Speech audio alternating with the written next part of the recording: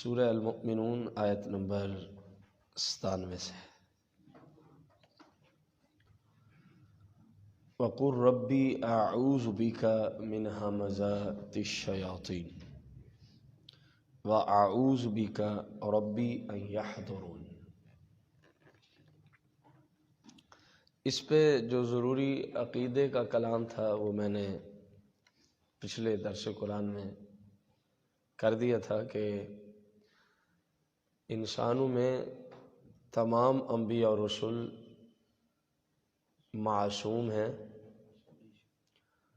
اور ان سب کے معصومیت میں جو سردار ہیں وہ ہمارے آقا مولا صلی اللہ علیہ وسلم ہیں، یعنی آپ سید المعصومین بھی ہیں اور خاتم المعصومین بھی ہیں، کیونکہ انسانوں میں انبیاء کے سوا کوئی معصوم مسلمانوں کے نزدیک نہیں ہو سکتا۔ تو جیسے آپ ختم نبوت کا صحرا اور تاج پہن کے آئے، ایسے ہی آپ صلی اللہ علیہ وسلم ختم معصومیت کا تاج بھی پہن کے تشریف لائے۔ تو جب آپ صرف معصوم نہیں ہیں بلکہ معصوموں کے بھی آقا و مولا ہیں، تو پھر اس طرح کا آیت کے اندر جو مفہوم ہے، یا جیسے کہ حدیث مبارکہ ہے 70 بار بھی اور 100 بار بھی روزانہ آپ صلی اللہ علیہ وسلم استغفار فرمایا کرتے تھے، استغفر اللہ الذی لا الہ الا هو الحی القیوم واتوب الیہ۔ یہ آپ کو زیادہ پسند تھا، آپ کا پسندیدہ ہے۔ اور اس طرح کی اور جتنے بھی سیدہ کائنات صدیقہ کائنات عائشہ صدیقہ سلام اللہ علیہ فرماتی ہیں آقا کریم علیہ السلام ہر نماز کے بعد کثرت کے ساتھ اللہم انی اعوذ بک من عذاب القبر والنار۔ حالانکہ آپ تو سید المعصومین ہیں، تو یہ چند باتیں آپ کو صرف سمجھانے کے لیے، یہ جتنی باتیں ہیں یا اس طرح کی جتنی احادیث طیبہ قرآنی آیات ہیں، ان سب کا مطلب ہے امت کو تعلیم عطا کرنا۔ امت کو کسی صورت بھی شیطان کا تسلط کسی نبی پہ نہیں ہو سکتا، کسی صورت میں بھی کسی پیغمبر کو شیطان کسی وسوسے کے ذریعے کسی گناہ یا رب کی نافرمانی کی طرف، گناہ غلطی کی طرف کسی صورت نہیں لے کے جا سکتا۔ تو یہ ساری باتیں جب ذہن میں ہوں گی پھر آیت سمجھ آئے گی۔ وقل، اے حبیب آپ یوں گزارش فرمایا کریں، ربی اے میرے رب، اعوذ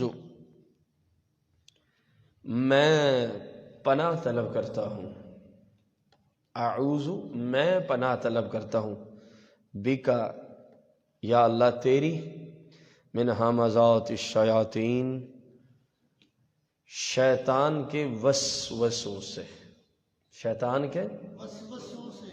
یہ صرف تعلیم امت کے لیے۔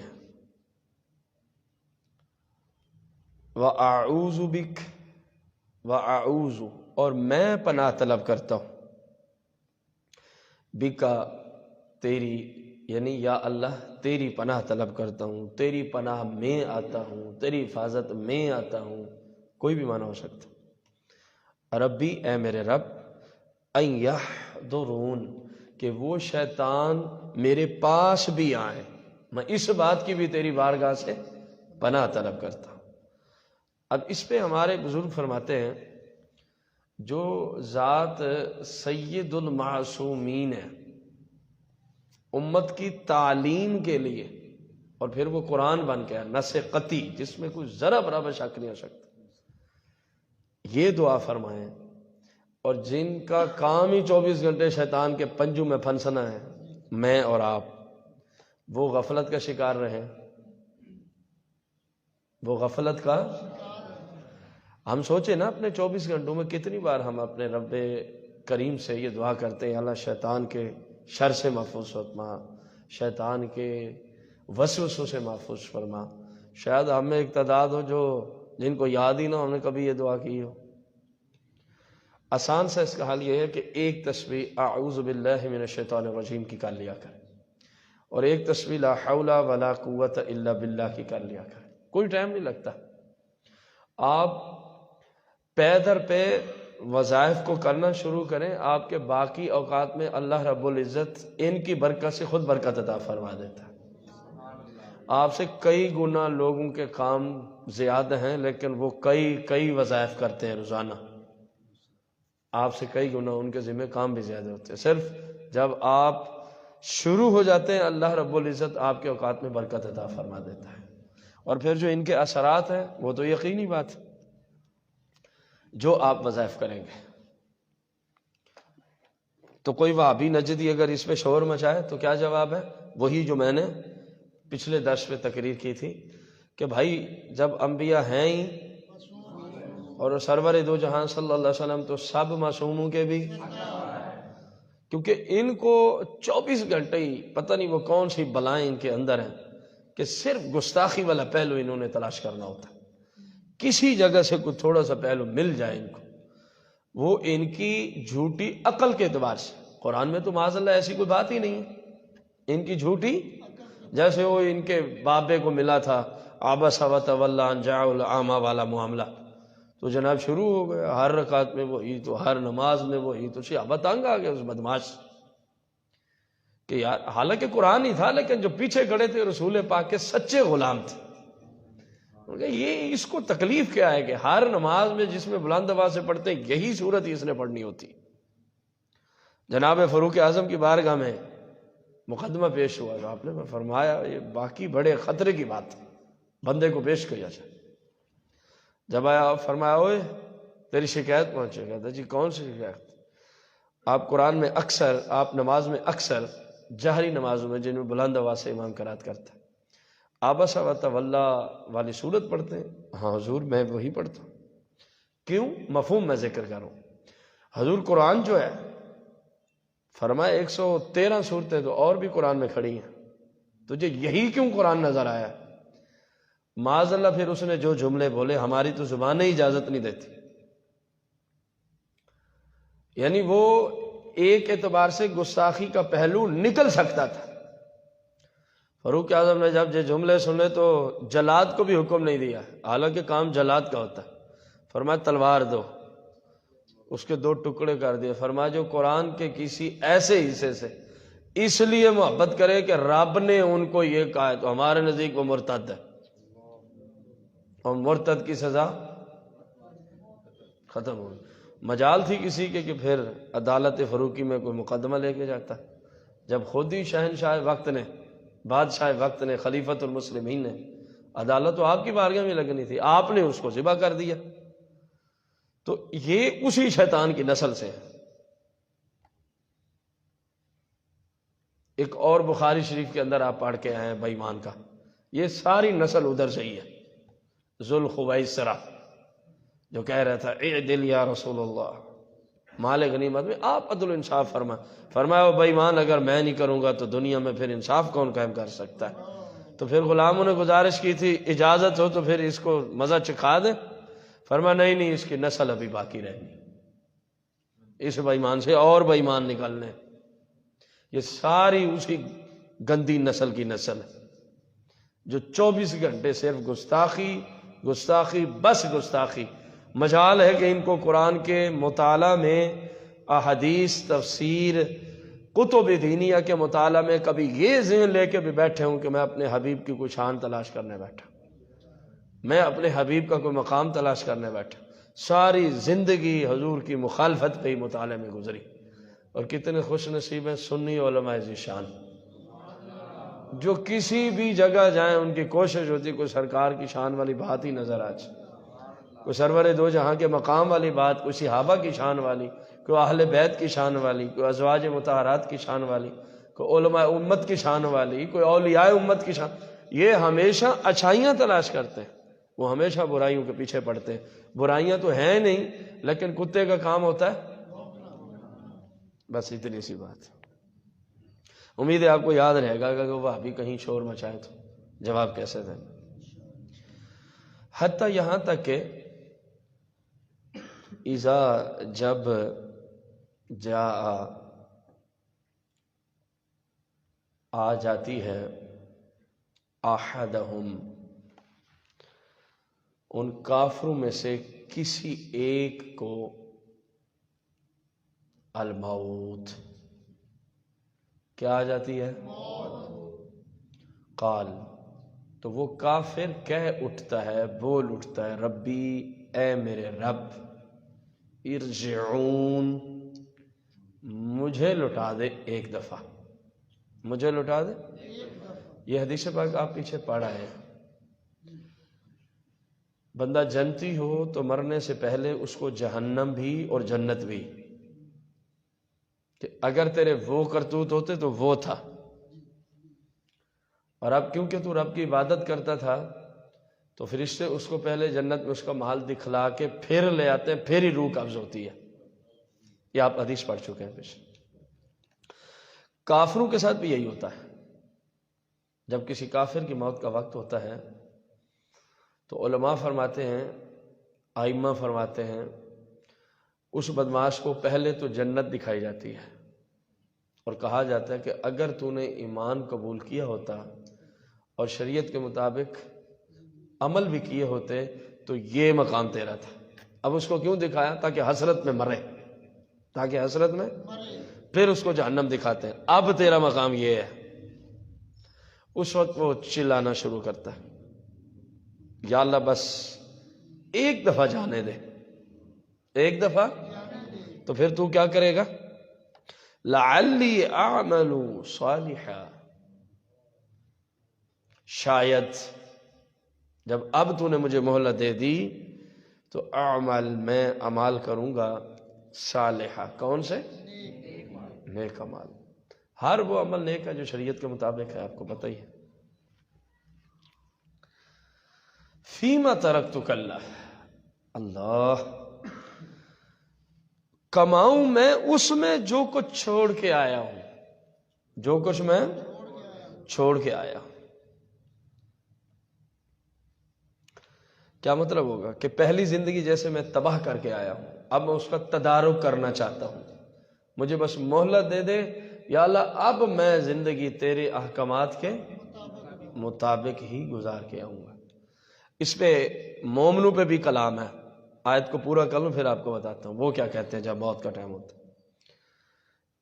انہا، اللہ رب العزت ارشاد فرماتا ہے، کلمہ، یہ تو ایک بات ہی ہے، بس یہ تو ایک قائلہا، جس کو وہ کہہ رہا ہے، وہ قائلہا، جس کو وہ کہہ رہا ہے کہ اگر تو مجھے لوٹا دے گا، پھر مجھے دنیا میں بھیج دے گا تو میں ایمان لے آؤں گا، تیری عبادت کروں گا، یہ ہوگا وہ ہوگا۔ فرمایا یہ تو بس یہ بات ہی کر رہا ہے، پہلے بھی میں نے روز میثاق ان سب سے عہد لیا تھا، جیسا کہ پیچھے گزر چکا۔ تو وہاں سب نے کہا تھا، جب پوچھا تھا کیا میں تمہارا رب نہیں ہوں، تو سب نے وہاں کیا جواب دیا تھا؟ قالوا بلا، کیوں نہیں، تو ہی ہمارا رب ہے۔ وہاں وعدہ کر کے جیسے دنیا میں آ کے انہوں نے سب کچھ بھلا دیا، تو اب بھی یہی حال ہے۔ اگرچہ واپس ہم نہیں جانے دیتے، اصول کے خلاف ہے، موت کے بعد کوئی واپس آئے اصول کے ہی، لیکن عمومی اصول کے خلاف ہے۔ ہاں کوئی اللہ کا پیغمبر، اللہ کا کوئی نیک بندہ اگر کسی مردے کو زندہ کرے وہ اٹھ کے آ جائے تو یہ کوئی بعید نہیں ہے، اور اس آیت کے مخالف بھی نہیں ہوگا۔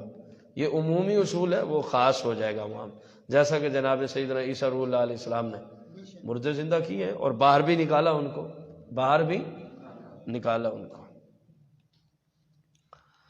وَمِن وَرَائِهِمْ، اور ان کے آگے برزخ، ایک آڑ ہے، کہتے ہیں نا عالم برزخ، اصل میں وہ محشر کے دن اٹھنے میں آڑ ہے، جب وہ اٹھائیں گے تو آڑ ختم، بندے سارے اکٹھے، تو اس کا برزخ کا معنی ہی آڑ ہوتا ہے۔ ان کے آگے ایک کیا ہے؟ آڑ ہے۔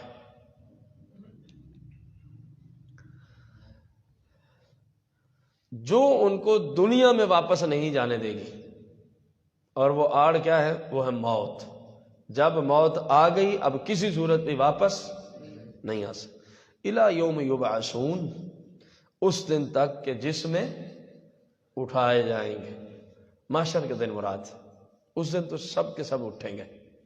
اب یہ تو کلام تھا ایک کافر کے لیے، لیکن مفسرین فرماتے ہیں مسلمان جس نے اپنی زندگی شریعت کے اصولوں کے خلاف بسر کی ہوگی، وہ بھی اس وقت فرشتوں سے کہے گا، جب فرشتے سامنے اس کو نظر آنا شروع ہوں گے نا، اس وقت چیخے گا، پکارے گا، یا اللہ مجھے مہلت دے، یا اللہ مجھے مہلت دے۔ غالباً سیدنا عبداللہ بن عباس رضی اللہ تعالی عنہما نے یہ کسی جگہ بیان کیا، تو صحابہ کرام علیہم رضوان نے ان پہ اعتراض کیا کہ اے عبداللہ بن عباس آپ کیسی باتیں کر رہے ہیں، چلو کافر کے حق میں تو سنا ہے، مومن بھی یہ جملے بولتا ہے؟ فرمایا بالکل بولتا ہے، فرمایا بالکل۔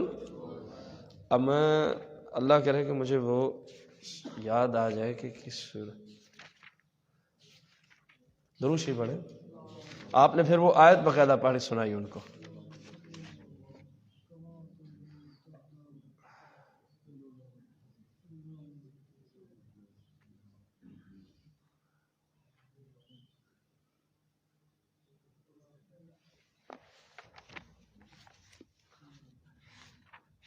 دروشی پڑھ وہ آیت سے نا پھر آپ کے لیے اصلاح اچھی امید مل جائے گی ہمیں۔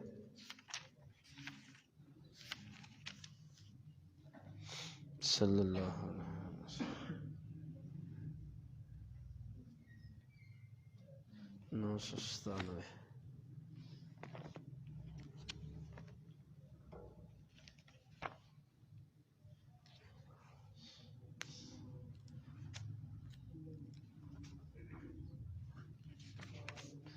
یہ پارہ 28واں ہے، سورت ہے المنافقون۔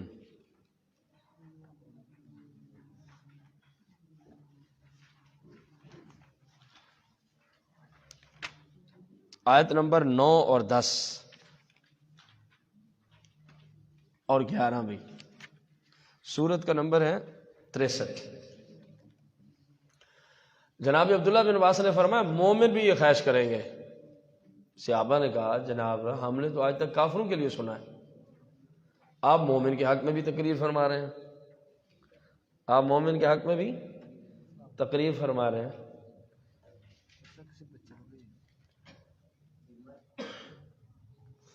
کہ مومن کی جب موت کا ٹائم آئے گا تو وہ بھی یہ خواہش کرے گا کاش کہ مجھے واپس لوٹا دیا جاتا، کاش کہ مجھے۔ آپ نے فرمایا اللہ کے بندو تم نے قرآن نہیں پڑھا؟ میں نے تو قرآن میں یہ پڑھا ہوا ہے۔ پھر آپ نے یہ آیت تلاوت فرمائی، دیکھیں یا ایھا الذین آمنوا، اے ایمان والو، لا تلہکم، نہ ہلاکت میں ڈالیں تمہیں، اموالکم تمہارے مال، ولا اولادکم اور نہ ہی تمہاری اولاد، ان ذکر اللہ، اللہ کی یاد سے غفلت کے اندر نہ ڈالیں، ورنہ ہلاکت ہی ہلاکت ہے۔ ومن، اور جو بندہ یفعل کرے گا ذالک، یہ والا کام مال اولاد کی وجہ سے اللہ کی یاد سے غافل، فاولئک هم الخاسرون، تو وہ گھاٹا اٹھانے والا ہوگا۔ وانفقوا، اور خرچ کرو اے ایمان والو، مما رزقناکم، جو ہم نے تمہیں رزق دیا اس میں سے کچھ خرچ کرو، من قبل، پہلے اس سے کہ ان یاتیا، آ جائے، احدکم، تم میں سے کسی ایک کو، الموت، کیا آ جائے؟ یہ مومنوں کا ذکر چل رہا ہے۔ عبداللہ بن عباس نے پھر یہ تلاوت فرمائی، فیقول، پھر وہ مومن کہے گا، ربی، اے میرے رب، لولا اخرتنی، تیری ذات نے مجھے تھوڑی مہلت کیوں نہیں دی تھی کہ میں مزید کچھ دیر زندہ رہتا، مجھے مزید کچھ زندگی عطا فرما دے، مجھے لوٹا دے، پھر تو کیا کرے گا؟ فاصدق، میں صدقہ بھی دوں گا، واکم من الصالحین، اور میں پھر نیکوکاروں میں ہو جاؤں گا۔ فرمایا تم نے یہ قرآن نہیں پڑھا؟ پھر آپ نے دلیل کے طور پر فرمایا، اللہ فرماتا ہے وَلَن يُؤَخِّرَ اللَّهُ نَفْسًا، اور ہرگز ہرگز اللہ رب العزت کسی جان کو بھی مہلت عطا نہیں فرمائے گا، کب؟ اذا جاء اجلها، جب اس کے مرنے کا وقت آئے۔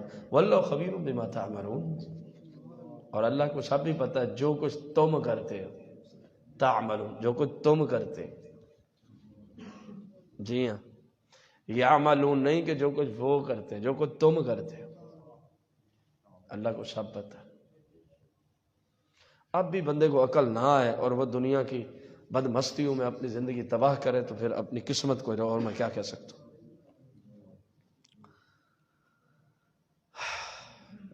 فَإِذَا نُفِخَ فِي الصُّورِ، فَإِذَا تو جب نُفِخَ پھونکا جائے گا، فی الصور سور، اگرچہ مفسرین نے اختلاف کیا یہ نفخہ اولا ہے کہ ثانیہ ہے، لیکن معال ایک ہی ہے، جو بھی ہو جب قیامت قائم ہو جائے گی، جب قیامت، فلا انصاب بینہم، اس دن تمہارے رشتہ دار تمہارے کام نہیں آنے والے، اس دن تمہارے رشتہ دار فلا انصاب بینہم، رشتہ ہی ختم، ماں باپ کا، بیوی شوہر کا، بھائی بہن کا، رب فرماتا ہے رشتہ ہی ختم، یوم عیس، قیامت کے دن، ولا یتساءلون، نہ ماں پوچھے گی بیٹی سے کس حال میں ہے، نہ بیٹی پوچھے گی ماں سے کس حال میں ہے، نہ شوہر پوچھے گا بیوی سے کس حال میں ہے، نہ بیوی پوچھے گی شوہر سے کس حال میں ہے۔ یہ عمومی فتویٰ ہے، کچھ لوگوں کے نسب اس سے خاص، وہ قیامت کے دن بھی جیسے دنیا میں ویسے ہی کھڑے ہوں گے۔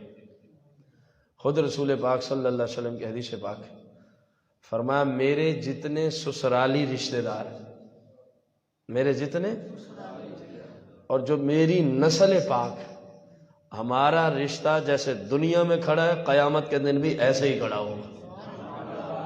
اور فاروق اعظم نے جناب علی پاک سے گزارش کی، حضور مجھے آپ کی بیٹی ام کلثوم کا رشتہ درکار۔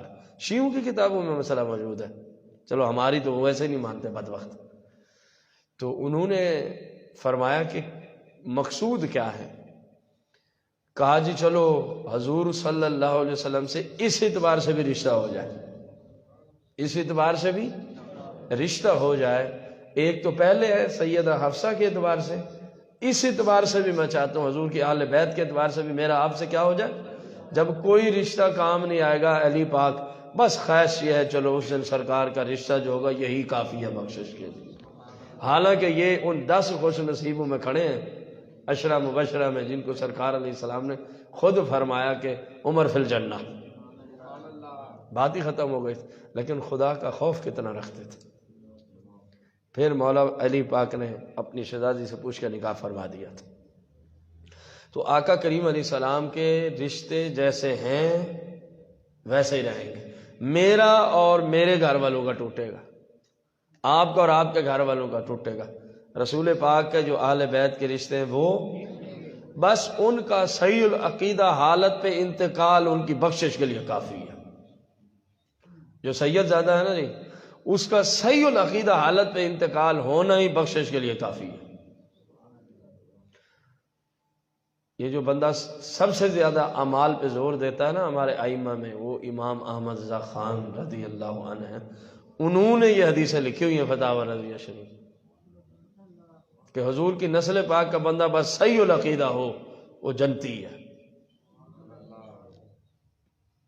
ہمارا ایک گروپ ہے مفتیان کرام کا، اس میں پاک و ہند کے اکثر مفتیان کرام شمولیت اختیار کیے ہوئے ہیں، تو کچھ طالب علم بھی ہیں، کوئی دورہ حدیث کا ہے، کوئی کچھ کا ہے، کسی کو دماغ خراب ہوا پیر نصیر الدین نصیر علیہ رحمہ کے خلاف اس نے لکھ دیا۔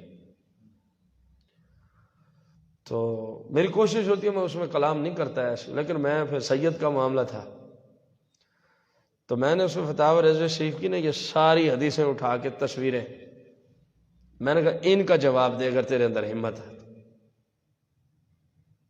اور نہیں جی میں نے یہ تھوڑی، میں نے کہا آپ کے جملے تو کچھ ایسے ہی تھے، ایک سید کے بارے میں کلام کرنے سے پہلے کروڑ مرتبہ سوچنا پڑتا ہے۔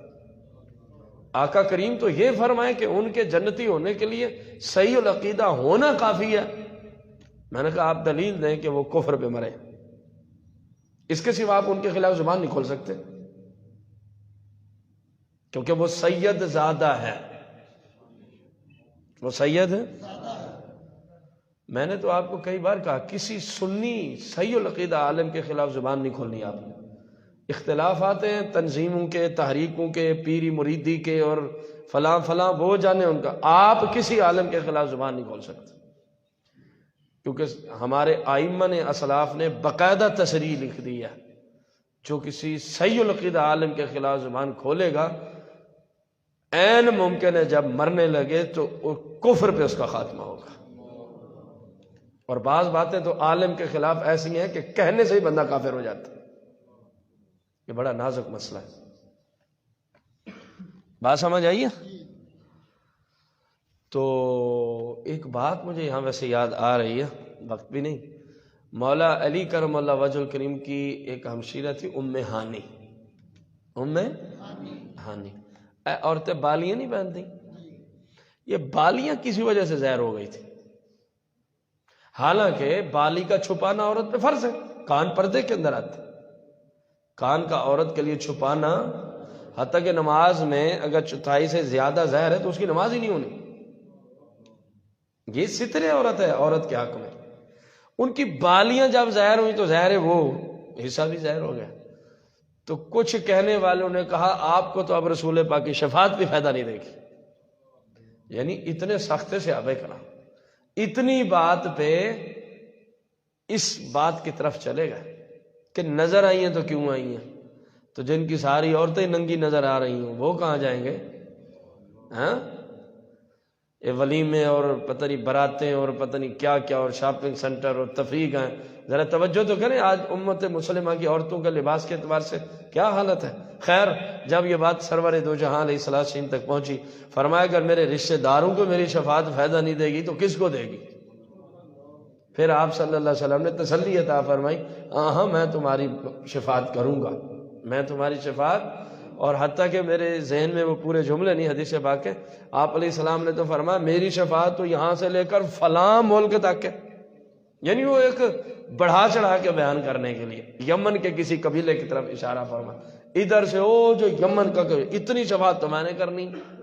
اور ایک حدیث وہ ہے کہ فرمایا جب ہم شفاعت کا باب کھولیں گے، حالانکہ یقینی بات ہے کہ کافر کو میری شفاعت نہیں پہنچنی، اور شیطان کافروں کا بھی سر گننا ہے، امام ہے، ائمۃ الکفر ہے بےایمان، فرمایا جب ہم شفاعت کا باب کھولیں گے تو شیطان بھی سر اٹھا اٹھا کے دیکھے گا شاید مجھے بھی حصہ ملنے والا ہے۔ تو ام ہانی کو کیوں نہیں ملے گا؟ ام ہانی کو کیوں نہیں ملے گا؟ ملے گا، فرمایا ہم بخشش کرا لیں گے، ہم بخشش، سرکار کا نسب نہیں ختم ہونے والا، بات ختم ہو گئی اس بات، باقی سارے نسب ختم ہو جائیں گے۔ فمن، تو جس بندے کی ثقلت بڑھ گئی، موازینہ، نیکیاں، مفہومی ترجمہ کرتے ہیں ٹائم نہیں ہے، فاولئک، تو یہی خوش نصیب ہیں، ہم المفلحون، جو فلاح پانے والے ہیں، مراد کو پہنچنے والے ہیں، کام اپنی جنتی ہیں اللہ کے فضل سے۔ ومن، اور وہ، خفت، جن کی کم ہو گئی، موازین، اصل میں تو تولیں، وزن، ترازو، لیکن مقصودی معنی ہے مفہومی، جس کی نیکیاں کم ہو گئی۔ جب اعمال فرشتے تول رہے ہوں گے نا میزان پہ، جس بندے کی گناہوں والا پلڑا بیٹھ جائے گا وہ جہنمی ٹھہرے گا۔ ایسے جب تولتے ہیں تو وزنی پلڑا تو وہ کیا ہوگا؟ آپ کو حدیث پر یاد نہیں؟ سب گونگوں کی طرح وہ جہنمی ہے۔ میں نے آپ کو نہیں ذکر کی کہ وہاں نظام الٹ ہے، وہاں نظام الٹ ہے، وہاں جس کا وزنی ہوگا پلڑا وہ اوپر کو جائے گا، نیچے تھوڑی جائے گا۔ اگر گناہ زیادہ ہیں تو پلڑا یار اوپر کو جائے گا، نیچے کو دنیا کا قانون ہے، وزنی پلڑا ترازو کا نیچے جاتا ہے، یہ دنیاوی ترازو ہے، جبکہ وہ میزان جس کو آپ سنتے ہیں وہاں جو چیزیں گناہ اگر وزنی ہیں تو وہ اوپر، نیکیوں والا پلڑا وزنی ہے تو یہاں دنیاوی تول وہاں نہیں ہے، وہاں الٹا ہے نظام۔ تو جس کے گناہ زیادہ ہو گئے، مفہومی معنی یہ ہوا جس کے گناہ، فَأُولَئِكَ الَّذِينَ خَسِرُوا أَنفُسَهُمْ، یہ وہ لوگ ہیں جنہوں نے اپنے آپ کو گھاٹے میں ڈالا۔ تو پھر کیا ہوگا؟ فی جہنم خالدون، اگر کافروں کے لیے ہے تو ہمیشہ جہنم میں رہیں گے، اگر مومن کے حق میں ہو تو مدتوں جہنم میں پڑا رہے گا۔ حدیث پاک سے درس ختم کرتے ہیں۔ آقا کریم علیہ السلام فرماتے ہیں بد نصیب لوگ ہی جہنم جائیں گے۔ کہ میں نے ایک بچے کو بھی بھیجی ہے، اس کی پوسٹ بنانی ہے، اسی مقصد کے لیے میں نے کہا ان کو بھی پڑھ سنائیں گے۔ ابن ماجہ شریف کی حدیث ہے، حدیث 4298۔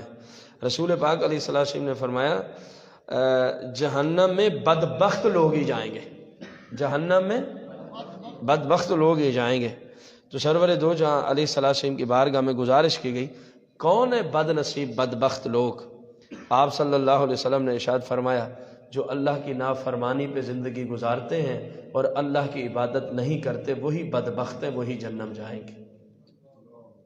جی آپ پڑھ، اس کی پوسٹ تیار کرنی ہے۔ احسن میں نے آپ کو یہ حدیث